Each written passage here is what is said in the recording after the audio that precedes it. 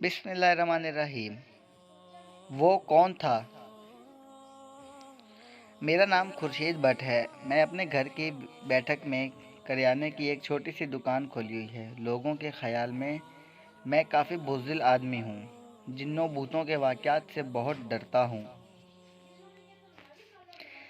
आज से 5 साल पहले मैं चौकीदार था। मेरी ड्यूटी शहर के एक बाज़ार में लगी थी। मैं रात 8 से सुबह 8 बजे तक ड्यूटी करता था। एक रात ऐसा वाक़या हुआ जिसकी वजह से मैंने नौकरी छोड़ दी। जनवरी के आखिरी अयाम चल रहे थे। रात 2 बजे का वक्त था तो मुझे थोड़ी सी ऊँघ आ गई। 2:30 बजे के करीब मेरी आँख किसी गाड़ी की आवाज़ से खुली। मैंने देखा कि एक पुराने मॉडल की गाड़ी दूर से आ रही है। मैं चौकन्ना होकर बंदूक संभाल कर बैठ गया।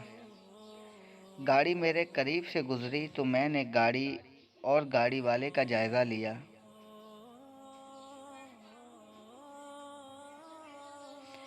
एक आदमी हैट और कोट पहने हुए था और ड्राइविंग कर रहा था। हैट का अगला हिस्सा काफ़ी नीचे था। इसकी आंखें नज़र नहीं आ रही थी।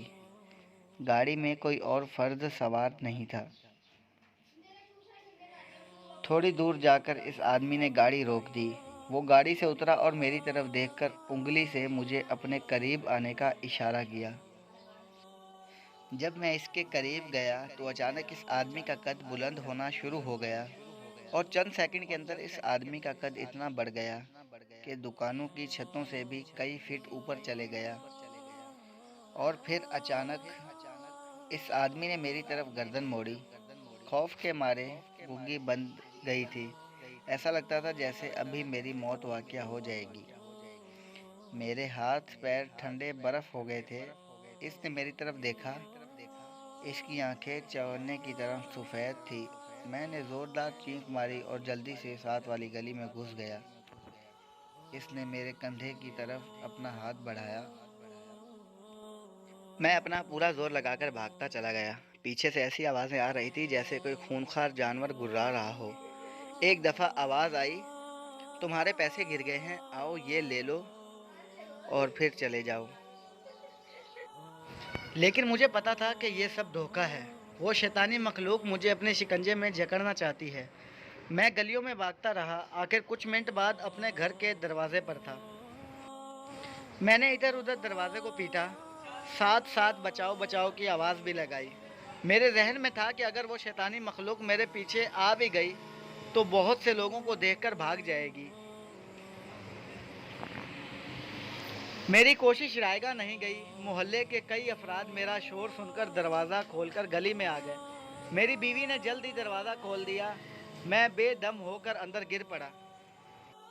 मोहल्लेदारों ने मुझे उठाकर कमरे में बिस्तर तक पहुंचाया। मैं दीवानावार बोल रहा था, घर का दरवाज़ा बंद करो, जल्दी करो, जल्दी करो। जल्दी से घर का दरवाज़ा बंद कर दिया गया। फरीद चचा ने मेरे लिए चाय बनवाई। मुझे लिहाफ उड़ाया गया। लिहाफ में बैठकर मैंने गरम गरम चाय पी तो औसान बहाल हुए। आखिर मैंने तमाम लोगों को अपने साथ पेश आने वाला वाक़या सुनाया। तमाम लोग अनगिनत बंद रह गए। बहरहाल कुछ देर बाद तमाम लोग अपने अपने घरों को रवाना हो गए। मैंने शुक्राने के 2 नवाफिल अदा किए और सो गया। इस वाक़ये के बाद मैंने चौकीदारी की नौकरी छोड़ दी।